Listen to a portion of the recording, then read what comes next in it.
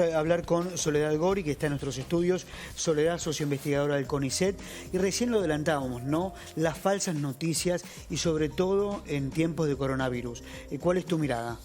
Bueno, que es muy peligroso, justamente en momentos de crisis sanitaria se aprovecha mucho, ¿no? Esto de tratar de vender con titulares, ¿no? Con contenido engañoso o cadenas de WhatsApp, los hemos sufrido todos, digo, a lo largo de todo este año, con cadenas que decían cómo teníamos que desinfectar hasta que era un virus inventado o cómo podíamos curarnos, ¿no? Con vapores de agua, digo, hemos visto de todo, algunas con daño muy directo a la salud, nuestra y de nuestros seres queridos, y otras más indirectamente, ¿no? El problema, las fake news ya existen hace bastante tiempo, pero siempre asociados más que nada a la política. Es la primera vez, creo, que estamos ante tanta desinformación respecto a salud, ¿no? Ahora, en relación a esto, ¿no? Como algunos sectores, ¿no? Que trabajan detrás de estas noticias, tuercen la realidad todo el tiempo, direccionan la información, desinforman a la sociedad. Y esto, como decías vos, es muy, pero muy peligroso. Sí, es peligroso porque, bueno, nosotros lo vemos todo el tiempo en el proyecto que estamos haciendo de Ciencia Anti-Fake News, desde CONICET. Estamos justamente tratando de, con evidencias científicas, empezar a desmitificar, ¿no? Estas falsas noticias. El problema es que siempre llegamos, como cualquier grupo de chequeo, llegamos después, ¿no? Y claro, entonces las repercusiones nunca son tan grandes como la de la noticia falsa en sí. Y la verdad que tenemos ya muchos seguidores y muchas personas que nos consultan todo el tiempo, y es algo constante, continuo, con la vacunación. Al principio fue el origen del virus y todo lo que tenía que ver con cómo curarse, ¿no? Los tratamientos milagrosos. Bueno, lo hemos visto con el dióxido de cloro, ¿no? Siempre tienen un interés por detrás, ¿no? Estas falsas noticias. O también, bueno, puede ser compartida sin querer, ¿no? Cada persona, somos súper difusores, se llama, ¿no? Cuando compartimos pensando que es verdad porque se ajusta a nuestras creencias y lo compartimos, la verdad, o mismo que nos llega por alguien conocido, ¿no? Le damos como credibilidad solo por eso, pero después están los que realmente las inventan, ¿no? Con siempre un contenido, algo cierto, pero tergiversado y, bueno, con un interés político, económico detrás. ¿Cómo arrancó el proyecto? ¿Quiénes lo componen? Sí, bueno, el proyecto arrancó, somos todos científicos y científicas de CONICET, algunos también en universidades estamos. Yo, por ejemplo, estoy en la Facultad de Ciencias Exactas y Naturales de la UBA, y la verdad que comenzó así, llegándonos un montón de consultas de nuestros propios familiares, preguntándonos: vos que sos científica, vos que entendés que ¿Ustedes no se dedican a la comunicación? No, nosotros todos somos, por ejemplo, yo me especialicé en inmunología, soy bióloga, y cada uno trabaja como en su área, pero yo, por ejemplo, ya hacía divulgación científica, siempre con proyectos de extensión también desde la facultad, y la verdad que en ese momento fue,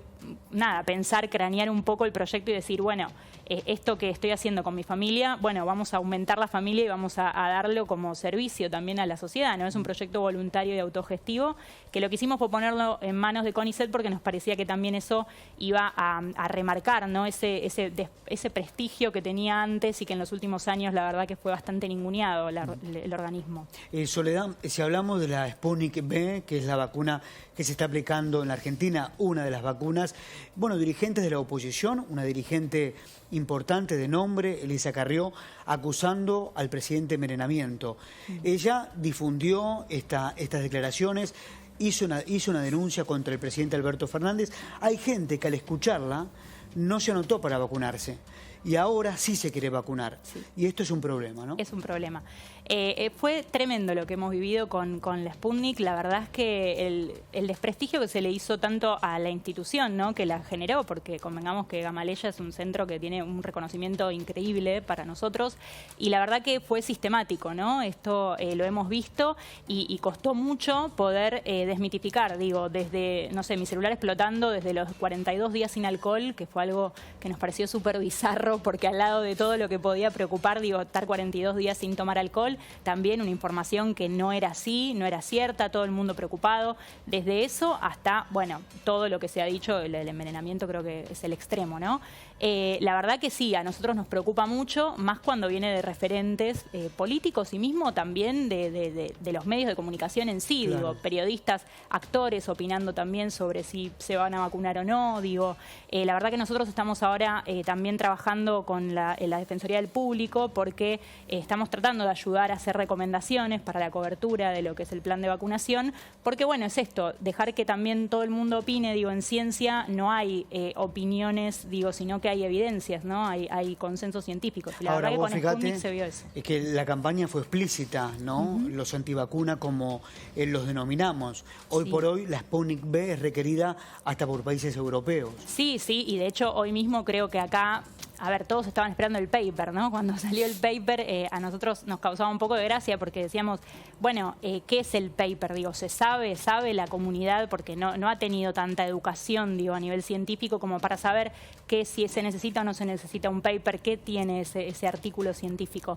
La verdad que yo creo que la desinformación respecto a la Sputnik ha sido increíble y obviamente con por detrás todo un movimiento más que nada político, ¿no? El objetivo del proyecto, del grupo, es a la fake news o ponerle conocimiento científico Sí. o consenso científico. Sí, totalmente. Tratamos de hacer eso. O sea, trabajamos en 3 comisiones y la idea es ver qué también es importante desmentir, porque también no todas las noticias falsas está bueno desmentirlas o todas las cadenas, porque a veces se le da más repercusión que la que tendría. Entonces tratamos de analizar por cuáles vías llegaron, clasificarlas, si por medios, por redes sociales, y esas buscamos todas las evidencias científicas que hay disponibles, leemos todo el tiempo, nos las pasamos estudiando, y cuando llegamos a ver ese consenso, ahí se hace toda la parte de comunicación, que la hacemos también nosotros mismos, los que más estamos en comunicación y formándonos. Claro. ¿Cómo combatimos las falsas noticias? En caso del gobierno nacional, tienen que llevar más transparencia a la ciudadanía, comunicar, tener un vínculo comunicativo más directo frente a las falsas noticias. Sí, yo creo que sí. Todos creemos nosotros en el grupo que cuanto más comunicación mejor, pero también hay que pensar esto, ¿no? Que hay que generar el pensamiento crítico en las personas, creo que es lo fundamental, y para eso la educación también digital está buenísimo, porque tienen que empezar a darse cuenta solos que hay que desconfiar de todo lo que uno lee, y más cuando es en redes sociales, que cada uno tiene el poder de decir lo que sea, pero creemos que sí, que los mensajes claros y a tiempo es lo mejor, porque también en algo que cambia todo el tiempo, los mensajes contradictorios empiezan a bajar la confianza y la credibilidad de las personas, ¿no?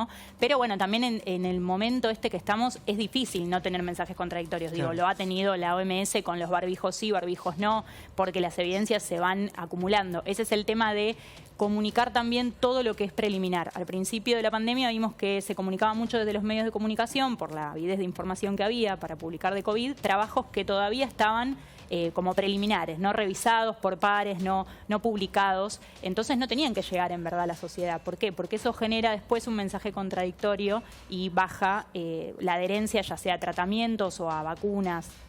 Hemos vivido un año cuesta arriba, ¿no? Imposible. Sí. La Sputnik está clara, te pregunto, Adrián, comentaste, ¿cuál es la otra fake news, la peor de todas, la más dramática que vos viste? Que si no puedo creer que estén diciendo esto.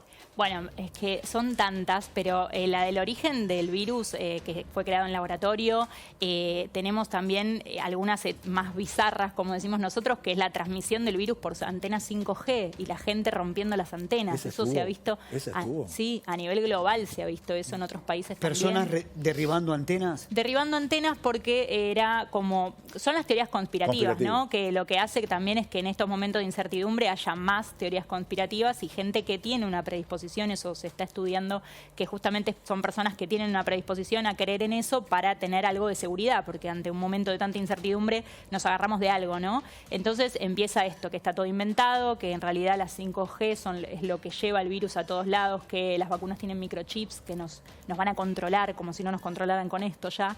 Entonces esas fueron como las más bizarras, pero después tenemos las más preocupantes o las más peligrosas, como la del dióxido de cloro, que no podíamos creer que haya salido de cadenas de WhatsApp y de venta en plataformas que las veíamos y que no lo podíamos creer, a llegar a la televisión, ¿no? Una conductora de televisión tomando dióxido de cloro en vivo en una botella.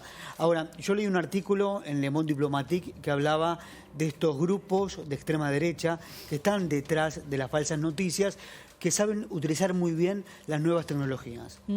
Sí, eso, bueno, también están los bots, ¿no? Que son justamente lo que automáticamente hace que se polarice la gente. Porque en definitiva la fake news lo que hace es extremar la sensibilidad y lo que nosotros ya traemos, la ideología. Se les dice que es una reacción afectiva lo que nosotros hacemos, emocional, eso de compartir. O sea, leo el titular y ya comparto, ¿no? De hecho, Twitter ha hecho algunos estudios y vio que el 60% de las personas compartía leyendo solo el titular. O sea, no se detenía ni a abrir el link y ver la noticia entera. Entonces, ante eso creo que es el peligro, ¿no? De estar compartiendo porque esto me indigna, ya sea de un lado o del otro de la grieta, digo, ¿no? Me indigna, lo comparto y no lo chequeé antes. Y bueno, y eso se hace una bola. Entonces, estas personas que generan estas fakes, sí, manejan muy bien las redes sociales y hacen que todo parezca hasta mucho más grande, porque en verdad lo que hacen los bots también es polarizar, pero porque crece, ¿no? Hacen que sea más grande la opinión de algunos pocos nada más. Claro. Yo le creo a la fake news porque le quiero creer o porque es verídica, me suena verídica. O sea, la fake news me confirma que tengo que decir que el presidente me envenena, sí. o como lo dice alguien que dice eso, le creo. A ver, en verdad lo que hace es que se le llama sesgo de confirmación, es justamente uno selecciona las evidencias que se ajustan a lo que yo ya creo. Entonces yo voy a leer las noticias ya con un sesgo. Por eso siempre decimos que hay que desconfiar hasta de uno mismo, como está leyendo. Claro. Y de hecho, hasta a nosotros mismos nos pasa. Estamos leyendo de un diario o de otro diario y ya estás buscándole la vuelta para decir, acá. Bueno, eso es lo primero que hay que tratar de sacarse de encima. Y también los otros sesgos que son la repetición, la familiaridad, que te lo manden varias personas al mismo tiempo. Todo eso le da como credibilidad a algo que en verdad no tiene evidencia. No tiene ni pies ni cabeza. Claro, tal cual. Quien es víctima de una falsa noticia, como Leandro Kisilov, que es un periodista que trabaja en el Hospital San Roque de Gonet, bueno, a él lo señalaron como haber tenido el privilegio de vacunarse y no fue así, no tiene ningún tipo de parentesco con el gobernador de la provincia de Buenos Aires. Frente a una falsa noticia, si uno es víctima, tenés que salir a aclararlo, ¿no? Y lo mejor es que sí, nosotros lo que siempre cubrimos los que tienen que ver con ciencia, ¿no? Y con salud, los otros tipos de fake news ya nos exceden porque no tenemos herramientas para poder probarlo, pero sí hemos tenido algunos casos de audios, por ejemplo, virales, donde esos también, por ejemplo, que me preguntabas un ejemplo, había de la vacunación en Santa Fe que se había suspendido en teoría en Rosario, eso fue muy viral al principio del año, por la cantidad inmensa de efectos adversos que había, un 30% de efectos adversos, y decían que habían llegado de 12.000 vacunas, 12.000 dosis, 4.000 efectos adversos, y no habían llegado a ese número, pero nunca, porque era imposible. Bueno, esos audios que se viralizan y que dicen nombres, porque nos ha pasado eso, nos llegan audios de personas que dicen soy el doctor tal, y te estoy contando esto porque, estamos saliendo de una reunión con médicos y te nombran hospitales, te nombran...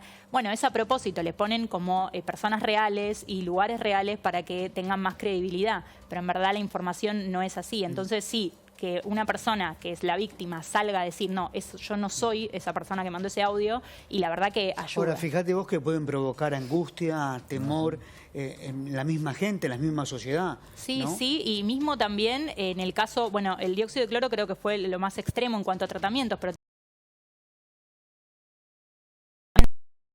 como la ivermectina, pero por ejemplo que todavía no están probados como métodos que sirvan terapéuticos para COVID-19 o mismo preventivos. Hay mucha gente, por ejemplo, tomándolo preventivamente, o mismo el dióxido de cloro, tomándolo preventivamente, y por eso no se cuidan. Porque como están tomando algo que creen ¿no? Es esa confianza o esa creencia de que me va a hacer bien, no se cuidan, no usan el barbijo, por ejemplo, con otras personas. Entonces, el daño puede ser directo a la salud o puede ser indirecto de esta manera, y al no cuidarse también estar poniendo en peligro a los demás también, ¿no? Soledad, ¿ustedes siguen con sus investigaciones, además de dedicarse a combatir, a luchar por la verdad? Sí, en paralelo, la verdad que sí, y empieza a ser como un poco agotador. Igual nos da mucho placer, la verdad, hacer este trabajo voluntario, pero a la vez tenemos que seguir con lo nuestro. Volvimos algunos a la presencialidad en los laboratorios, así que estamos tratando como de hacer un poco y un poco, pero de hecho queremos empezar a hacer también para una sección para chicos, porque ahora con la vuelta a las escuelas nos parece que ellos también pueden ayudar mucho a los adultos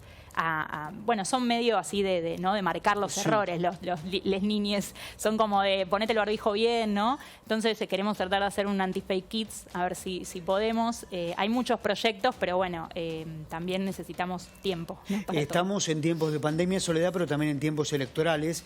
¿Cómo juegan las falsas noticias en un año electoral? Este año se van a llevar adelante las elecciones de medio término en la Argentina. ¿Qué mirada tenés sobre esto? Bueno, es que en verdad se inició, el concepto fake news apareció por las elecciones de Trump, ¿no? Las primeras, en 2017, si no me equivoco, con lo cual siempre estuvieron linkeadas con las elecciones y con lo político, ¿no? A mí me parece ya bastante grave igualmente terminar votando a partir de lo que vi en redes sociales o lo que escuché en medios de comunicación que me polarizan a propósito, porque también pasa eso que los medios también tienen su propio público y les dan la información que el público quiere escuchar, ¿no? Eso también se sabe. Entonces, a mí eso ya me parece muy grave. Más grave me parece cuando encima la fake logra dañar la salud. Me parece que esto fue como el punto álgido, ¿no? Sí, el punto extremo. Claro, me parece como que ya es imperdonable, digo, ¿no? Una cosa es, bueno, jugar con a nivel político y otra cosa es ya meterse con la salud de la gente. Pero igualmente, votar a raíz de lo que vi en las redes sociales y cómo me llenaron de fake news la cabeza para inclinar mi voto hacia un lado o hacia el otro, me parece claro, gravísimo. Porque también lo que se ve, vas a coincidir conmigo, Jaime, la foto en Twitter, la foto de un dirigente político y, entre comillas, una frase que él no dijo. Tal cual, sí, eso es. De hecho, hace poquito hubo un experimento que habían hecho a propósito con esto de los efectos adversos y era la foto de Elisa Carrió, en verdad, más joven, y tenía justamente como un rash, como que publicaba que tenía un rash cutáneo, ¿no? Una reacción de hipersensibilidad por la vacuna. Y era todo en realidad inventado a propósito, supuestamente para un experimento social, para ver cómo en las redes se empezaba a compartir. Y así puede haber un montón de cosas. Lo vemos todo el tiempo los mensajes tergiversados, con lo cual yo creo que en año electoral va a ser peor, va a ser duro. Soledad, muy interesante. Muchas gracias. Por favor, a ustedes.